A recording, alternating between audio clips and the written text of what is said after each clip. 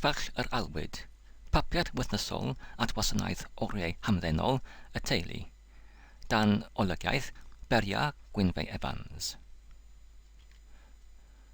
Gwladys Rhydd, y stori hanesyddol am sefydliad gyntaf Cristnogaeth am Prydain, gan y golygydd. Pennod 9. A'n rhydd o'r diwedd.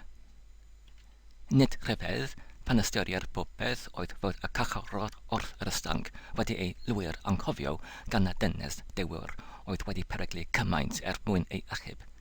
Yr roedd y digwyddiadau cynhyrfus oedden wedi cymryd lle oddi ar pan droedd ei hymgais i ryddhau anfethiant, wedi gwneud iddi anghofio dros uned fodolaeth y cachoror yn llwyr.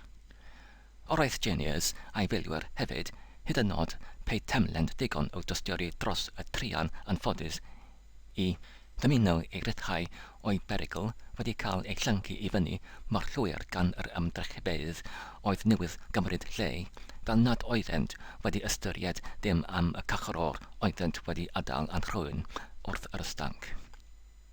Am sachist a'i wir, roedden hwy wedi meddwl cymaint am pydens ac am pydens yn unig, fel nad oeddent yn eich rhythrodd ddiddgoleithus wedi sylwi ar ddim ond y perygl roedd ei cyfall ynddo. Felly roedd y cachoror wedi ei anghofio gan bawb ac ychydig iawn oedd o obaith y ceid ef yn awr yn fyw. Trodd pawb ei golygon anghyferiad yr ystanc ac yno gwelent y fflamau yn dechrau ymgodi yn ferthnig. Rhedodd y dynes yn cael ei chanlyn gan pydens, sachlyst a rhai o'r milwyr tir fan.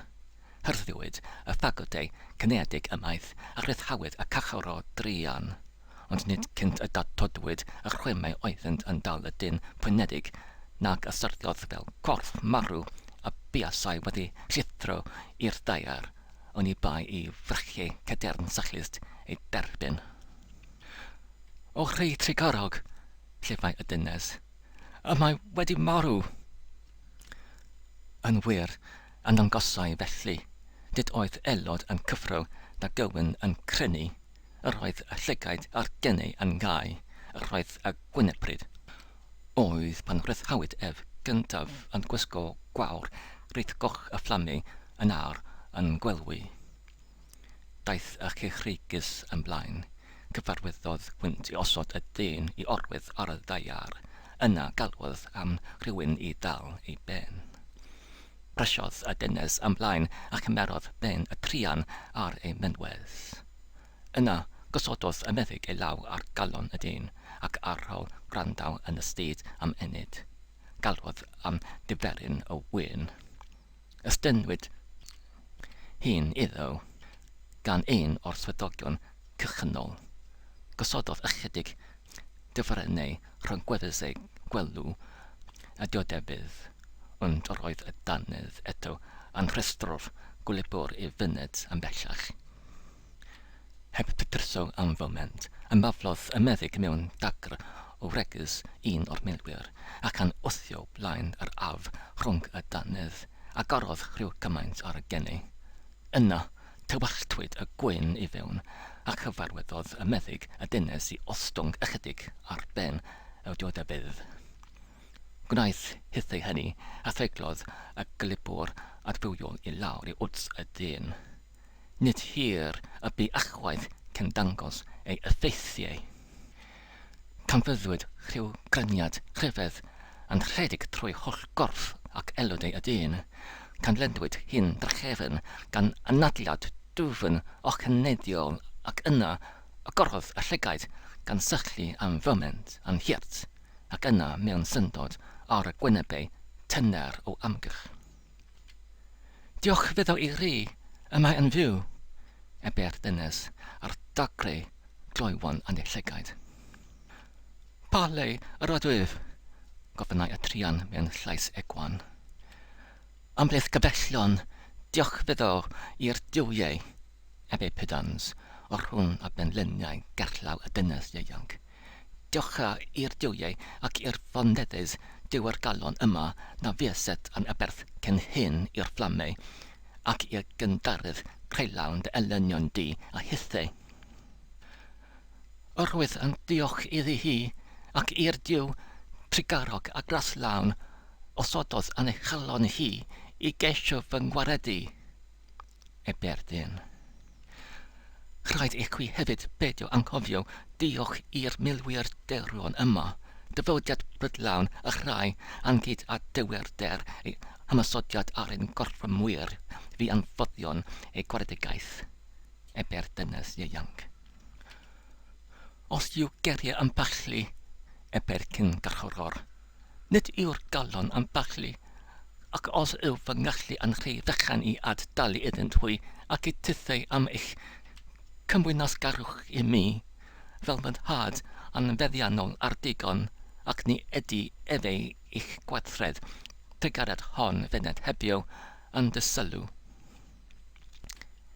Erbyn hyn a roedd y dyn wedi cyfodi yn ei ystedd, gan bwyso I gefn yn erbyn boncydd coeden, tra roedd y milwyr wedi ymgynnull yn gill o gwmpas I gael golwg ar dyn oedd wedi bod am borth angau ac wedi cael gwaredigaeth mor hynod. Y diwiau un o'r milwyr wrth y llall, ac liwyd di yr hen dyn yma yn sôn am ei dad fel pe bai efe ei hun ond megis plentyn. Yn sicr rhaid fod ei dad yn hen dros ben. Taw, ei llall, rando. Nid oes addaliad yn angenrheidiol I ni, pidans yn foetgar, y mae pob diolchgarwch ac addaliad yn dyledus yn hollol i'r fonedus yma, fel y dywedais o'r blaen. Iddi hi ac chwythau eber gwr. A dymunaf ar fy nhad dalu, ac y mae ei gyfoedd ef gymaint fel y gall dalu, a thalu yn dda. Teinodd Gwen dros wyneb Pidens ac atebodd Constantine. Yn sicr I ti, pei gwybyddiad wrth pwy y soni am dalu, bieset yn fwy gwyladwrus ar dy eriau. Gwybys dy fod yn enerch un o bendifigion mwyaf urddysol a chyfoeddog Rhufain. Ydyw efeu yn frenin? Gofynnau y dyn.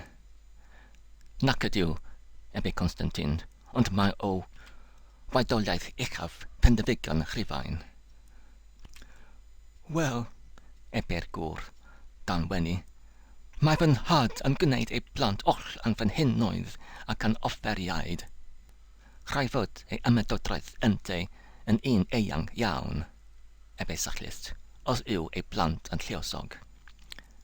Ydynt, maent yn lluosog ac yn cynyddu o ddydd I ddydd a deiant ym hen amser can amled a'r tywod ar lan y môr. Yn sicr, sachlist, can droi at Pidens, mae dyn y drian wedi gwallgofi. Does dim dadl nad yw y fflamu wedi effeithio ar ei ymenydd. Holl fystfylod y coed ydynt iddo ef ar anifeiliaid ar fel o fynyddoedd, ychwanegau y dyn. Edrychai y milwyr arno yn dosturiol. Gan gwbl gredu fel sachlist fod gwres y fflamiau wedi effeithio ar ei ymenydd. Tebyg iawn geni, meddai un o'r milwyr, hynaf, oedd wedi gweled llawr y wasanaeth milwrol yn gwahanol barthau o'r byd. Tebyg iawn geni mae rhyw grydrin o un o'r gwledydd dwreinol yw hwn, anifeliad yw prif gyfoeth y bobl yno, a symudant yn aml o fan I fan I gael porfedd newydd yw hanifeliaid. Eddo ef yw'r yr arian ac eddo ef yw yr aer, y dyn drachefn. Dyna un o'r cwn iddiwig yn llyfaru yn awr. Un arall o'r milwyr, a roedd wedi gweled llawer o bobloedd erioed, ond ni welais neb yn ymhyfrydu mwy mewn meddiant o ar ac arian na'r ddyddiwan. Ie, ychwanegau y cyn-gachoror. Iddo ef y ddeiar a'i chyflawnder, y byd ac y preswyliau ynddo. Yn sicr, mae dyn wedi galgofi, Pidens. Mae yn hawlio i'w dad ar rhydedd uwch na'r un brenin, ac y fiwch na'r diwiau eu hunain. Ydwydd, dyn gyda Gwen eto, Canis brenin brenhinoedd, a diwiau yw fy nhad. Dysgynodd dystarwydd sy'n fyfyrol ar y milwyr o ddi amgylch, a'r dyn gan blethu ei dwylaw a dorth allan mewn gweddi. Fy nhad, a rhwnnwyd yn y nefoedd, i ti yr ydych yn diolch am fy ngwared o dwylaw fy nghanelion, am fy ngipio o'r gyneadig dan, a tad ti a rhwnnwyd wedi fy nerthu eisoes mewn gwendid, a rhwnnwyd eisoes wedi dangos dy far allu at dostyri rhyfedol yn fy ngadwedigaeth i.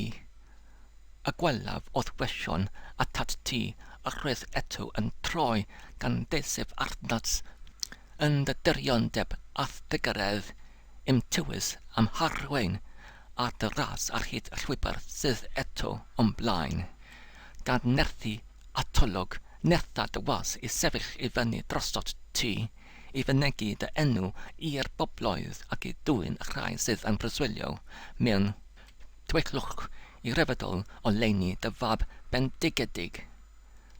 Danfon o dad dy asbryd sanctaidd im harwain am herthu, a caniata i mi gael bod yn offeryn yn dy law i droi y rhai sydd yn nawr o'm hamgylch idd gydnabod di fel yr unig wir ar bywio ddiw, ac i derbyn yn geidwad yr hwn a anfonaist, Crist Iesu.